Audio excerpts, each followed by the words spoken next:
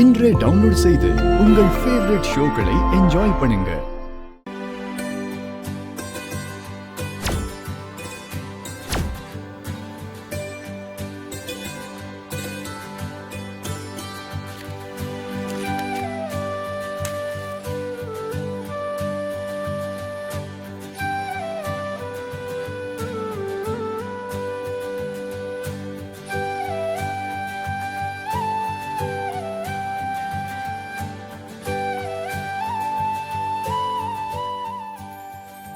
விஷால் ராகவெல்லாம் எங்கம்மா?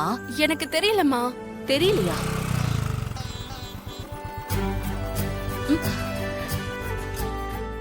அம்மா, அண்ணனுங்க வந்துட்டாங்க. நீ போ, நான் வரேன். எடுத்துட்டு போறேன். வா ராகவ் குடு. ஓகே, இதெல்லாம் இங்க இருக்கா? வரானுங்க. விஷால் ராகவ் எங்கடா போனீங்க? அம்மா, ஆடி கூழ் காய்ச்சறதுக்கு நீங்க கேட்ட கேழ்வரகு மாவு, சின்ன வெங்காயம், மோரு, தயிர், வேப்பலை, பூவெல்லாம் நாங்களே போய் வாங்கிட்டு வந்துட்டோம்மா. நீங்க சரியா இருக்கான்னு செக் பண்ணாலே ஓ, போதும். அப்படியா? அம்மா, கூழ் காய்ச்சறதுன்னா என்னம்மா? அசோக், சாமிக்கு கூழ் காய்ச்சி ஊத்துறதுக்கு பின்னாடி ஆன்மீகமும் இருக்கு, சயின்ஸும் இருக்கு. சாமிக்கு கூழ் காய்ச்சறதுல என்னம்மா சயின்ஸ் இருக்கு? இருக்கு அசோக். பொதுவா ஆடி மாசம்னாலே காத்து மாறி வீசி மழைக்காலம் ஆரம்பிக்கிற நேரம்பா. காத்துல ஈரப்பதம் மாறி இந்த காய்ச்சல், அம்மன்னு நோய்ங்க பரவ ஆரம்பிக்கும்.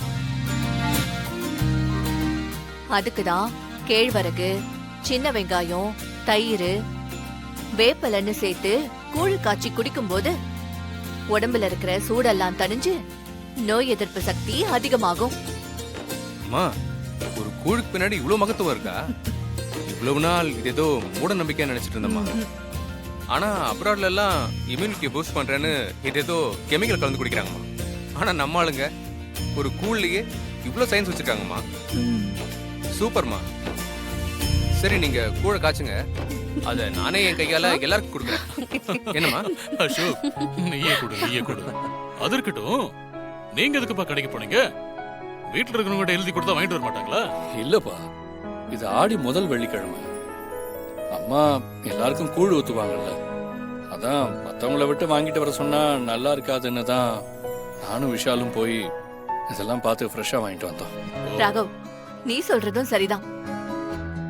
இசை இந்த வீட்டுக்கு மருமகளா வந்ததுக்கு அப்புறம் வர்ற முதல் ஆடி வெள்ளி இது.